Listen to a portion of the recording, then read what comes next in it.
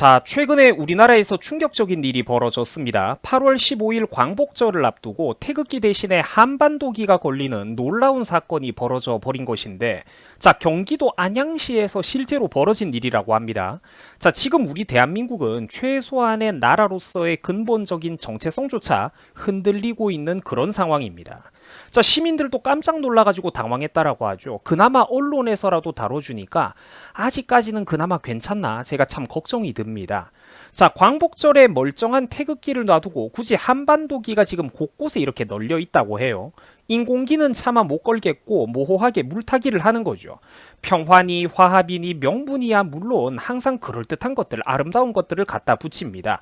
그런데 이런 거에 순진하게 속아 넘어가는 분들이 있다면 그 사람은 바보겠죠.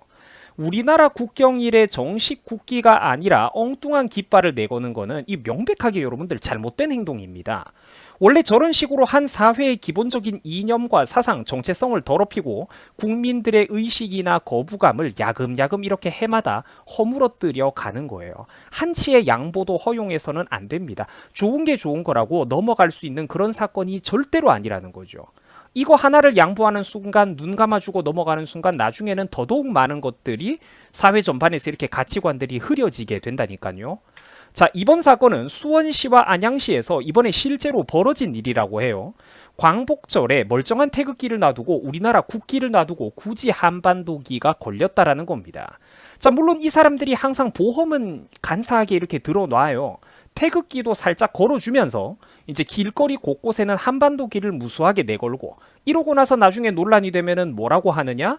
태극기랑 한반도 우리는 둘 다 같이 걸었다, 이런 식으로 교묘하게 물타기 하면서 빠져나간다라는 겁니다. 굉장히 그러니까 하는 행동들이 치졸하고 비겁하죠. 그리고 이런 가짜는 말장난에 또 속아 넘어가는 우리나라의 불쌍한 국민 여론 수준은 또 어떻습니까? 참으로 안타깝죠.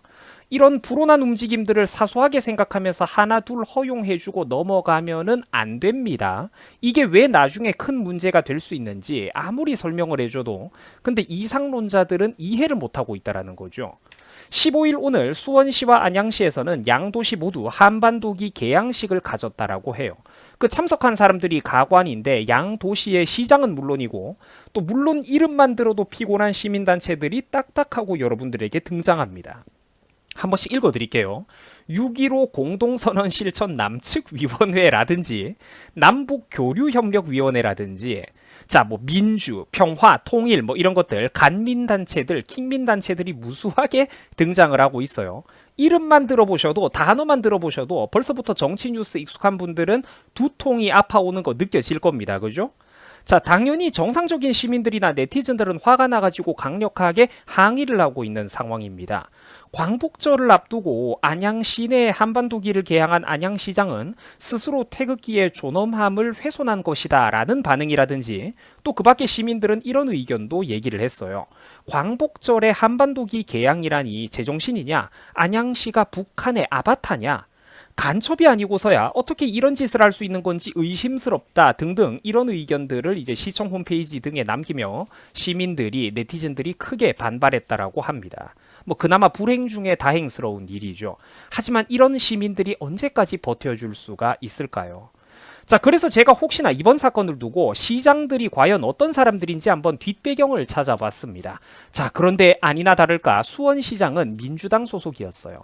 수원시장은 더불어민주당 최고위원 출신이었습니다. 또 깨알같이 남북교류협력 포럼의 공동대표니 뭐라느니 또 깨알같은 경력들이 보이실 거예요. 자, 그리고 이번에 함께 문제가 됐던 이 지금은 이제 수원시장이고 안양시장 같은 경우에는 전남 해남 출신이었다라고 합니다. 그리고 또 수원시, 안양시 두 시장 모두 당연히 민주당의 소속이었다라고 해요. 참 안타까운 일이죠. 전부 다 민주당, 정부 여당의 소속이었습니다. 자, 논란이 커지자 좋은 의도로 했던 거다라면서 뻔히 역시나 이제 뻔한 여론 흐리기를 시도하고 있습니다. 자, 핑계야 당연히 뭐 이런 식으로 되겠죠. 좋은 의도로 한 거라고 넘어가려고 하겠죠. 하지만 부디 이런 말장난에 속아 넘어가는 순진한 국민들이 없었으면 좋겠습니다. 여러분, 국경일에는 그 나라의 정식 국기를 거는 게 타당합니다. 자꾸 평화가 어떻고 좋은 의도가 어떻고 하면서 한반도기처럼 정체성 모호한 깃발로 사회 제도권대로 야금야금 침투해오는 이런 것들을 절대로 간단하게 묵과해서는 안 됩니다. 원래 거대한 둑과 성벽도 손가락만한 구멍으로부터 시작해가지고 서서히 무너지는 법입니다. 이런 것들을 하나둘 모호하게 허용해주다가 나중에 국가기념일이나 행사 때마다 계속해서 이렇게 자기들 마음대로, 지자체 마음대로, 특정 단체 마음대로 한반도기가 등장하는 꼬라지를 보게 될 거예요. 자, 사랑하는 유튜브 시청자 여러분, 이 세상에 평화를 누가 싫어하겠습니까? 평화를 싫어하는 사람이 세상에 어디 있어요? 유튜버도 당연히 사람인데 편안하게 잘 먹고 잘 살 수만 있다면 왜 그런 거를 싫어하겠습니까? 그러나 안타깝게도 이 세상에는 우리같이 좋은 사람만 있는 게 아니에요. 믿을 수 없는 사람도 있고 사기꾼도 있습니다. 이 세상에는 대화로 좋게 풀리는 사람이 있는 반면에 대화가 통하지 않는 악의로 가득 찬 사람도 있는 법이라는 얘기입니다. 북한은 대화가 통하지 않는 외교 상대라는 것을 지난 수십 년 동안 스스로 증명해 보였습니다. 외교 파트너로 도저히 믿을 수 없는 상대라는 것을 자기들 스스로 수십 년 동안 증명해 왔다라는 거예요. 우리나라 공무원의 목숨을 자기들 마음대로 빼들어가고 우리나라 국민들의 세금 100억 원 이상이 투입된 개성 남북연락사무소를 불과 최근에 자기들 기분이 나쁘다라고 어느 날 갑자기 예고도 없이 폭파시켜 버렸습니다. 이거 여러분들 사실상 선전포고 아닙니까? 그 밖에도 온갖 도발로 우리나라 군인들이 실제로 죽거나 다치기까지 했던 무력 도발 사건들이 크고 작은 사건들이 얼마나 대한민국에 많았어요. 최근 몇 년 동안만 봐도.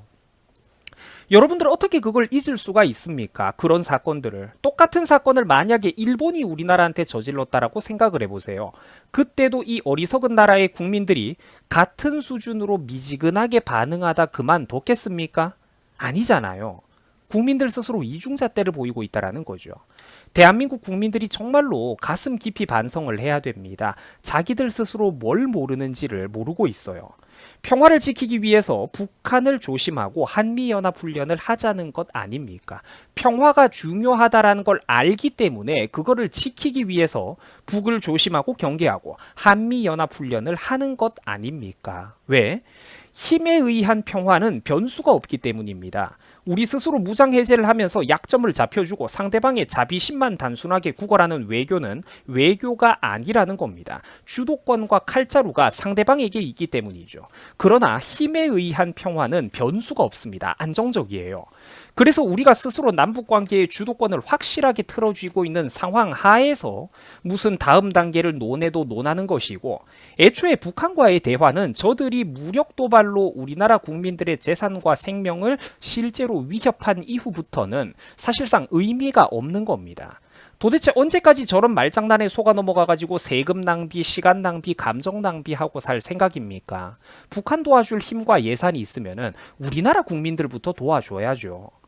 이 와중에도 북에서는 요즘 대북 제재가 힘들다라면서 수입을 좀 허용하고 싶다고 하는 물건의 꼬라지들이 놀랍게도 고급 양주와 양복이라고 합니다. 일반 국민들 민생하고는 동떨어져 있는 아무 상관도 없는 그냥 평양에 사는 북한 상류층들만을 위한 사치품이라는 거죠. 아직도 이것들 정신 못 차렸어요, 여러분. 저는 지금 우리 대한민국의 미래가 참으로 걱정이 됩니다. 왜냐하면 국경 바깥에 뿐만 아니라 우리나라 안에도 분탕치는 세력들이 너무나도 많기 때문이죠. 원래 주사파 출신이었던 하태경은 전향한 척하고 있지만 여전히 중요한 순간순간마다 의심스러운 발언을 굉장히 많이 합니다. 얼마 전에는 김일성 회고록을 허용하자는 소리를 했었죠. 원래 종북 출신이었던 하태경이야 그렇다고 쳐도 아무것도 모르는 이런 진중권 같은 사람들, 이런 사람들이 우리나라에 너무 많아요. 이 사람들은 진짜로 뭘 몰라서 저러는 거거든요. 국민들은 이제 성숙하다며 이런 거 허용해줘도 된다고 어리석은 맞장구를 치고 있습니다. 이런 사람들은 정말로 국제사회에 대해서 아무것도 모르는 거예요. 그냥 저쪽 이념에 경도되어 있는 사람들에게 쉽게 속아 넘어가가지고 전형적인 586 이상론자의 순진한 사고관념을 그대로 보여주고 있다라는 겁니다. 이런 식으로 야금야금 우리나라 안으로 어떤 식으로 침투해 들어오는지를 모르는 거죠. 간첩들이 실제로 활개치다가 우리나라에서 적발된 이런 사건을 보면서도 무슨 김일성 회고록을 출판을 허가를 해주네 만에 정신 나간 소리를 하고 있습니까? 하지만 북한 문제에 관해서는 그토록 너그럽고 관대하던 이 한국의 정치인들, 소위 지식인 논객이라는 사람들이 이상하게 전두환 회고록 같은 게 얘기가 나오면은 추상같이 엄격하기가 그지없죠. 이게 저도 한때 정교조 세뇌교육을 그대로 당해봤던 세대라 가지고 저 역시 뭐 이 전두환은 나쁜 사람이다, 무조건 나쁜 사람이다, 이런 것들, 이런 선입견이 얼마나 단단하고 무서운 건지 뼈저리게 잘 알고 있습니다. 그 김일성 회고록은 된다면서 근데 전두환 회고록은 안 된다라는 우리나라의 이런 마인드들, 이게 사실 얼마나 무서운 흐름인 건지 전두환을 좋아하고 싫어하고를 떠나서 우리나라 국민들이 스스로 제발 좀 알아야 된다라는 겁니다. 국민 스스로가 어리석고 멍청해가지고 그거랑 그거는 다르죠. 당연히 김일성은 허가해줘도 되고 전두환은 허가해주면 안 되죠. 이런 소리를 하는 순간, 원리 원칙이 없는 소리를 하는 순간 이 나라가 산으로 저들의 입맛대로 흘러가게 된다라는 겁니다. 최근에 여러분들 청주 간첩단 사건 한번 보세요. 저게 전부일까요? 빙산의 일각에 지나지 않을 겁니다. 이 세상에 여러분들, 제가 분명히 얘기하지만 이 세상에 평화를 싫어하는 사람은 아무도 없습니다. 그러나 우파 사람들은 전쟁 광이 아니라 대화가 안 통하니까 구체적인 대비를 해두자라는 겁니다. 아직까지도 순진한 생각을 가지고 있는 국민들은 정말로 이거는 지능의 문제이고 투표권이 아까운 일입니다. 자기 혼자 어리석고 꿈속에서 살면은 상관이 없는데 엄한 다른 사람들의 운명까지 불구덩이 속으로 끌고 들어가는 그런 사람들이야말로 세상에서 가장 나쁘고 어리석은 사람들일 것입니다. 자, 시청해 주셔가지고 감사합니다. 여러분들 수고하셨습니다. 또 행복한 주말 잘 보내시기 바랍니다. 고맙습니다.